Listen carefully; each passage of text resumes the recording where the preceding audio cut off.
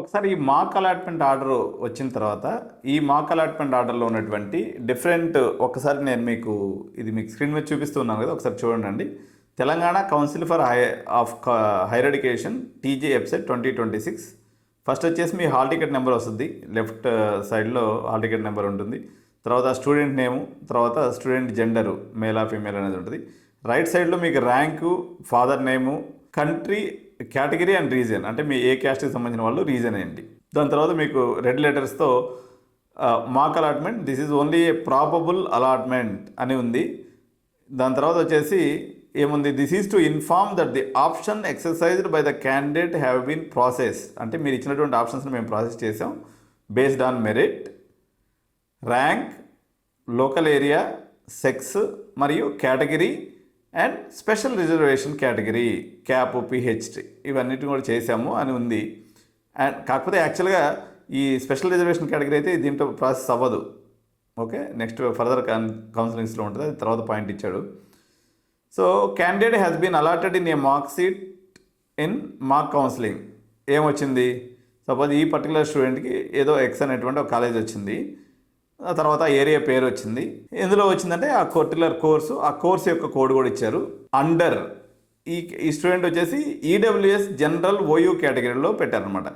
ఇక్కడ చాలామంది పేరెంట్స్కి ఏం డౌట్ వస్తుందంటే, ఇప్పుడు ఈ అబ్బాయికి వచ్చేసి క్యాస్ట్ వచ్చేసి ఓసీనో, బీసీనో, ఎస్సీనో ఏదో ఉంటుంది, కానీ ఈ అలాట్మెంట్ కేటగిరీ అనేది డిఫరెంట్గా ఉండొచ్చు. అంటే ఒక ఓసీ స్టూడెంట్కి ఎస్సీ కేటగిరీలో కూడా అలాట్ అవుతుంది. దాని అర్థం ఏంటి అంటే, మీరు ఎస్సీ కేటగిరీ అని కాదు, ఎస్సీ కేటగిరీలో సీట్ ఖాళీ ఉంది, ఆ అభ్యర్థి లేడు కాబట్టి ఆ సీట్ మీకు అలాట్ అయిందని అర్థం. అంతేగాని ఈ పర్టికులర్ పాయింట్ని అసలు పట్టించుకోవద్దు మీరు.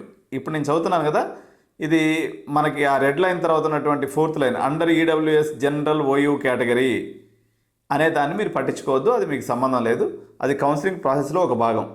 ఓకే, సో ఇన్స్టిట్యూషన్ వెబ్సైట్ని చూసుకొని మీరు ఇన్స్టిట్యూట్ ప్రొఫైల్లోకి పోయి హానరబుల్ హైకోర్టు ఆర్డర్స్ ఉన్నాయి చాలా కాలేజెస్కి, వీటిని కూడా చూడండి అని చెప్తూ ఉన్నాడు. తర్వాత point, the student belongs to ST, ST, EBC, disabled minority categories will be considered for reimbursement of tuition fee.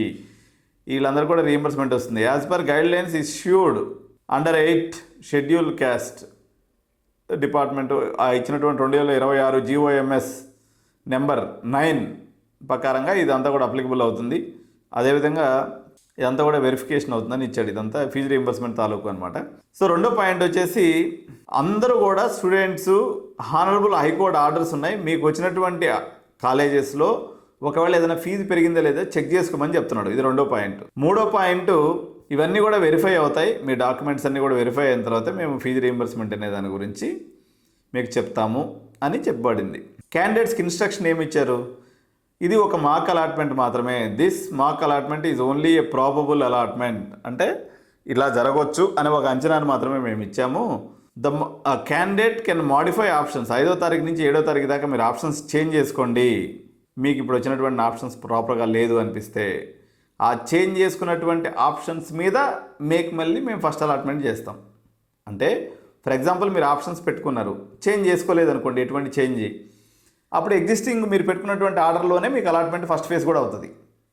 మీరు చేంజ్ చేసుకొని సార్ రెండింటి మీద అవుతుందా, ఉండదు. వన్స్ ఒకసారి ఆప్షన్స్ చేంజ్ చేసేస్తారంటే లాస్ట్లో ఏదైతే మాడిఫై చేస్తారో ఆ దాన్ని మాత్రమే తీసుకుంటుంది, ముందు దాన్ని ఉంచదు, ఇక వెళ్ళిపోతుంది అది.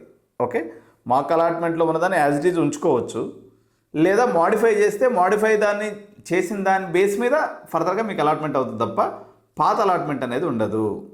తర్వాత దీని యొక్క ఫ్రీజింగ్ డేట్, అంటే మీరు మళ్ళీ ఆప్షన్స్ పెట్టుకున్న తర్వాత ఫ్రీజింగ్ డేట్ ఏదైతే ఉందో 7వ తారీఖు, 7వ తారీఖులో మీరు ఆప్షన్స్ పెట్టినటువంటి ఆప్షన్స్ని ఫ్రీజ్ చేసి సేవ్ చేసి ప్రింట్అవుట్ తీసి పెట్టుకోండి.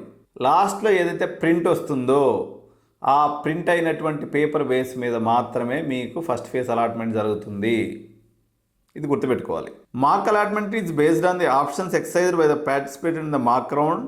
The first phase allotment seats may vary from the mark allotment depending on the priority of అంటే ఈ మిస్టేక్ చాలామంది చేస్తారు, అందుకనే ప్రత్యేకంగా 5వ పాయింట్లో మీకు మెన్షన్ చేస్తున్నాడు.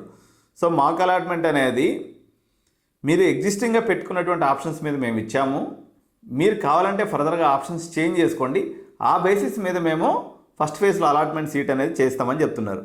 ఇంకొక పాయింట్ ఏమి ఇచ్చారంటే 6వ point, the seats year marked for allotment under special reservation category, అంటే ఎన్సీసీ కానీ స్పోర్ట్స్ కానీ ఏదైతే ఉన్నాయో ఈ మాక్ అలాట్మెంట్లో కన్సిడర్ చేయలేదు.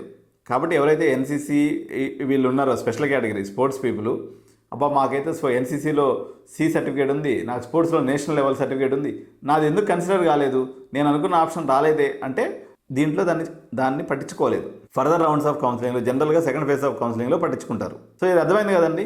సో ఈ మాక్ అలాట్మెంట్లో ఏదైతే ఉందో అలాట్మెంట్ ఆర్డర్ ఏదైతే ఉందో నాకు తెలిసి నేను అన్ని పాయింట్లు మిస్ అవ్వకుండా ఎక్స్ప్లెయిన్ చేశాను. సో మీ అలాట్మెంట్ ఆర్డర్ కూడా మీరు తీసుకొని చూడండి. అక్కడ అర్థం కానటువంటి పేరెంట్స్ కోసం ఈ వీడియోని మీరు చూస్తే సరిపోతుంది. సో ఛానల్ని తప్పకుండా సబ్స్క్రైబ్ చేయండి. సో కంటిన్యూస్గా ఎంసెట్ రిలేటెడ్ వీడియోస్ మన ఛానల్లో ఎప్పటికప్పుడు అప్లోడ్ అవుతుంటాయి కాబట్టి వీడియోని లైక్ చేసి మీ యొక్క ఫ్రెండ్స్కి షేర్ చేయడం మాత్రం అసలు మర్చిపోవద్దు. Thank you so much. జై హింద్, జై భారత్.